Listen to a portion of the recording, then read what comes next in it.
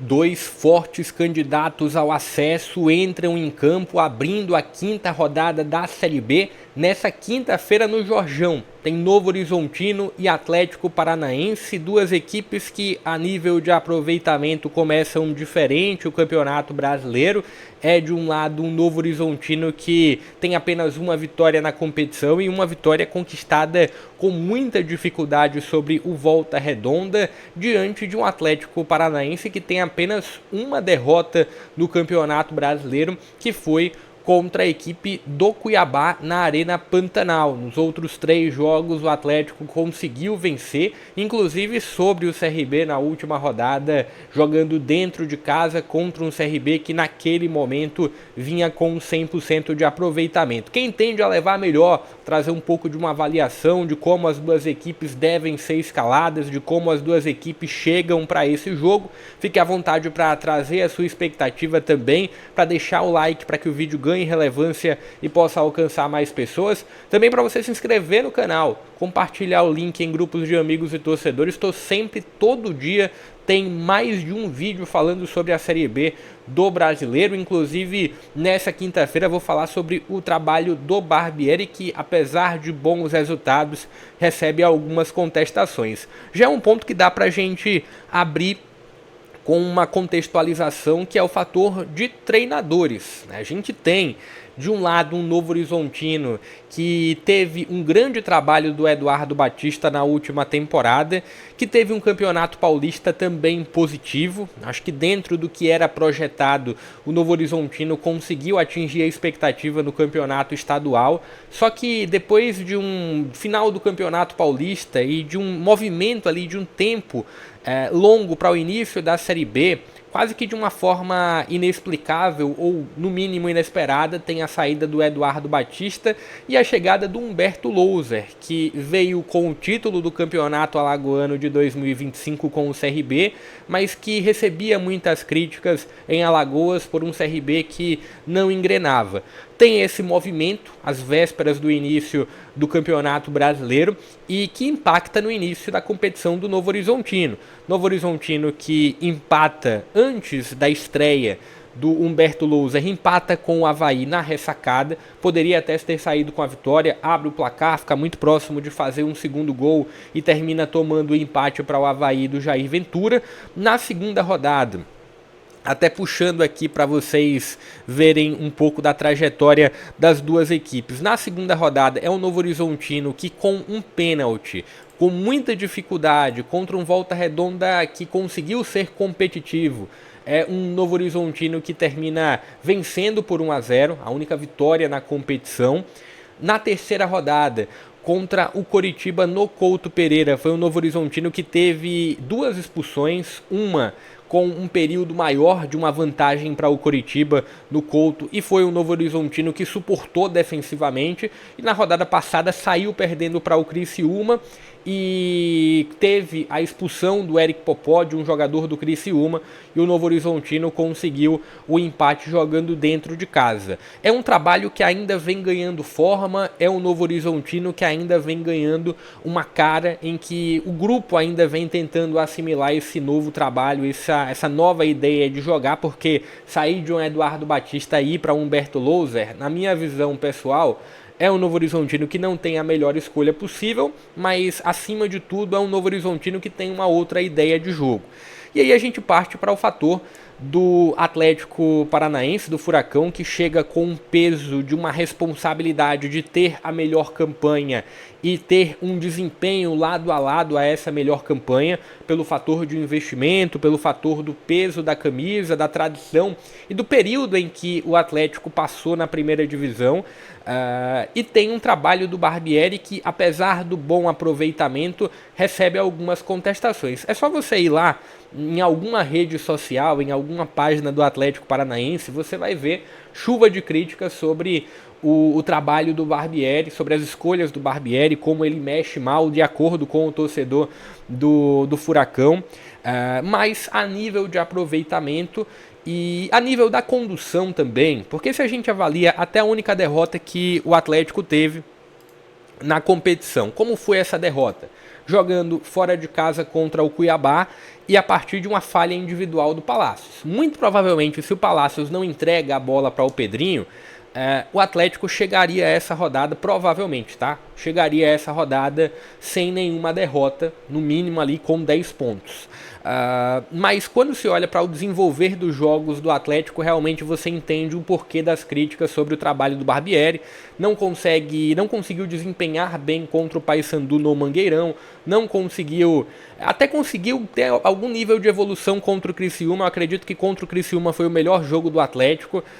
Na terceira rodada teve essa derrota para o Cuiabá e na rodada passada teve a vitória sobre o CRB, que era a equipe a ser batida até aquele momento, né? 3 jogos, 3 vitórias do CRB de Barroca. Mas assim, bora lá partir para o ponto das prováveis escalações, porque aí eu vou trazendo mais pontuações. Fique à vontade para discordar, para também trazer outras avaliações do que você espera e os destaques das duas equipes. Começando com a provável escalação da equipe mandante, tem um Ayrton no gol, Novo Horizontino, Ayrton que teve uma passagem pelo América e também acredito que pela Chapecoense, posso estar enganado sobre Chapecoense, mas no América passou por lá. Tem na lateral, e aqui só um ponto de observação, 3 zagueiros.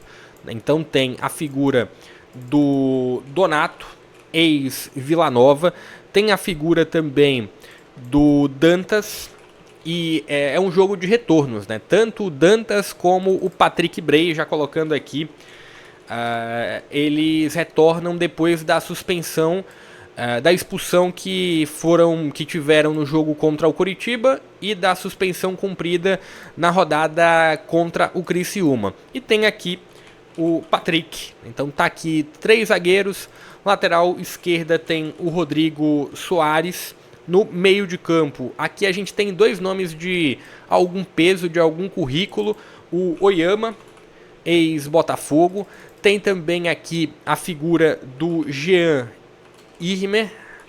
2 jogadores com características parecidas, tá? Os 2 têm um bom controle de posse, os 2 têm algum poder defensivo. E um dos grandes 10, e eu acho que esse jogo é muito interessante a partir desse ponto.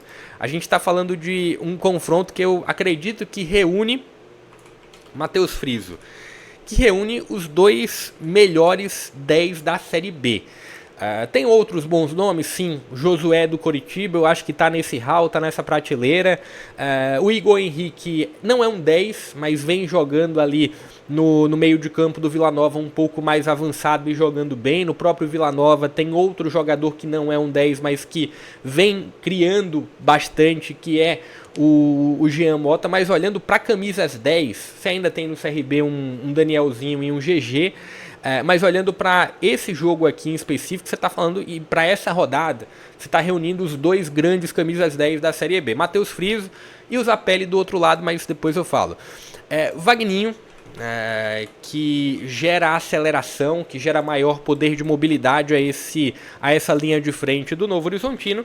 E tem o experiente Robson, ex-Coritiba, que é mais de imposição física, que é mais de luta por espaço. Então a provável escalação do Novo Horizontino, de acordo com a ESPN, é essa daqui, né? Um pouco de uma repetição do que se teve nos últimos jogos. Olhando para o lado, e de destaque, Matheus Friso, que eu citei, esse meio de campo do Novo Horizontino é muito bom. Tem aqui o fator da experiência do Patrick Bray e tem aqui a mobilidade do Vagninho. Olhando para o lado do Atlético, tem a figura do Mikael. Tem o Palácios, que assim falhou no jogo contra o Cuiabá, mas é praticamente a única possibilidade da posição do Barbieri, né? O Dudu, que seria uma outra possibilidade, está no departamento médico. Tem o Abraão e ao lado do Abraão tem a figura do Léo, né? O Léo, aquele mesmo ex-Vasco, que vem sendo importante. O Léo que até marcou já gol nessa Série B, né, olhando lá para a bola parada no campo adversário. O lateral esquerda tem a figura do Esquivel, que é um dos bons laterais da Série B, com muito mais intensidade do que o Patrick. Olhando para o meio de campo, e aí se chega a alguns pontos de contestação do torcedor, né, porque tem o Felipe e tem também, né, aqui é o Filipinho, E tem também a figura aqui que vinha sendo o Raul. Só que aí, diante de tantas contestações, o Barbieri na rodada passada terminou colocando o nome do Falcão. Mas aqui eu vou colocar Raul ou Falcão, porque são dois nomes que não conseguem passar grande confiança para o torcedor do Atlético. E principalmente o nome do Raul é um nome com muitas contestações. Talvez por ser um jogo fora de casa, aqui a gente pode ter um retorno do Raul, mas pelo que eu vi ali de recepção dos torcedores do Atlético, quando viram o nome do Falcão na escalação contra o CRB, se assustaram, reclamaram, mas depois do jogo eu vi e percebi ali um movimento positivo da torcida do Atlético quanto a esse nome. Também tem outros nomes. Um deles seria o Patrick, mas entendo que, por exemplo, com o Patrick ou com o Juliano, o meio de campo do Atlético ficaria muito exposto. Não são nomes que eu consigo ver com intensidade para fechar espaço. Seguindo aqui um pouco mais à frente, tem a figura do Zapelli. Não sei se dá pra gente cravar como o maior 10 da Série B. Mas se não for, ele tá num top 2 com certeza, porque a disputa ela é muito alta, né? A disputa tem bons nomes, tem o próprio Friso. E aqui, no jogo passado, teve Luiz Fernando e Isaac. O que eu acredito que pode acontecer? Também uma outra possibilidade. Luiz Fernando pelo lado esquerdo, que era o que vinha acontecendo nas outras rodadas. E o nome do Kevin Velasco, que me agrada mais, tá?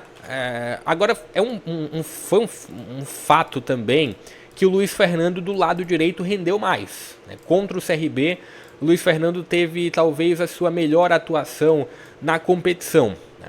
Mas eu entendo que o Kevin vinha desempenhando muito bem desse lado direito. Talvez o Kevin e o Luiz Fernando, eles alternando o lado direito ou o lado esquerdo de ataque, podem ser boas alternativas. E aqui se tem o nome do experiente Allan Kardec para o comando do ataque, então é essa a provável escalação do Atlético. Antes de falar sobre transmissão, onde você vai poder acompanhar essa partida com imagem, vou pedir para você deixar o like, para você se inscrever no canal e compartilhar o link para mais conteúdos como esse. Estou sempre trazendo avaliações principalmente sobre a Série B do Campeonato Brasileiro, os jogos tanto pré-rodada como pós-rodada e vários jogos também pontuais, assim, sempre estou trazendo pré-jogo de vários confrontos. Mas bora lá, trazendo informação sobre transmissão desse jogo entre Novo Horizontino e a equipe do Atlético. Esse jogo vai ser transmitido tanto pelo grupo Disney, que transmite todos os jogos, mas vai ser transmitido pela Rede TV e pelo Desimpedidos também aqui no YouTube. Inclusive o jogo, a transmissão, o link para a transmissão de Novo Horizontino e Atlético eu vou colocar na descrição do vídeo, ou melhor, vou colocar nos comentários aqui do vídeo fixado. Então quer assistir o jogo, vai lá no horário do jogo, uma hora antes, clica no link que você vai ser direcionado para a transmissão do Desimpedidos. Deixa o seu placar, deixa o like, se inscreve no canal. Acho que favoritismo eu não consigo cravar para esse jogo.